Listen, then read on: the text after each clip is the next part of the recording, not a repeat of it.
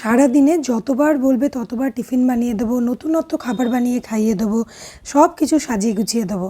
কিন্তু রাত্রিবেলা 8টা সাড়ে 8টা বেজে গেলে কোনো মতেই আর আমার কিছুতেই রান্না করতে ইচ্ছে করে না।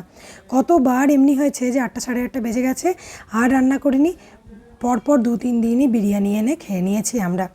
তবে সেটা তো আর রোজ রোজ করা ভালো নয়, সেই কারণে এখন কি করি বলো তো, বিকেলবেলাতেই আমি রাত্রে রান্নাটা করে রেখে দিই, আটাটাও মেখে রেখে দিই।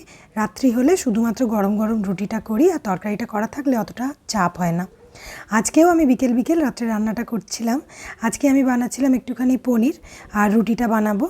পনিরটাতে আমি মশলাটার জন্য একটুখানি পিনাট মানে বালি ভাজা বাদামটা আর চার মগজকে একসাথে মিক্সিতে পেস্ট করে নিয়েছিলাম। পনিরটাকেও ভেজে নিয়েছি। কড়াইয়ের মধ্যে অল্প সাদা তেল দিয়ে আদা বাটা দিয়ে মশলাটা দিয়ে ভালো করে কষিয়ে জিরে গুঁড়ো, নুন দিয়ে আর অল্প চিনি দিয়ে ভালো করে নাড়াচাড়া করে টক দই দিয়েছি। টক দইটাকে ভালো করে মিশিয়ে নেবার পরে একটুখানি ফ্রোজেন মটর, ফ্রিজে আমার সবসময় থাকে, দিয়ে পনিরটা দিয়ে দিয়েছি। পনিরটা আমুলের পনির, এটা ফ্রোজেন। তারপরে আমি দিয়েছি 1 কাপ মতো রুম টেম্পারেচারের দুধ। ওপর থেকে আমি গরম মশলা গুঁড়ো দিয়েছি, আর একটা আলাদা প্যানে অল্প একটু বাটার, তার ওপর থেকে অল্প একটুখানি কাশ্মীরি লাল লঙ্কার গুঁড়ো দিয়ে নেড়ে আমার পনিরের ওপর ছড়িয়ে দিয়েছি। এটা শুধু হাতের রুটির সাথে খেতে খুব সুন্দর লাগে, এর জন্য কোনো পরোটাও লাগে না, কিচ্ছু লাগে না। আজকে আমাদের ডিনার।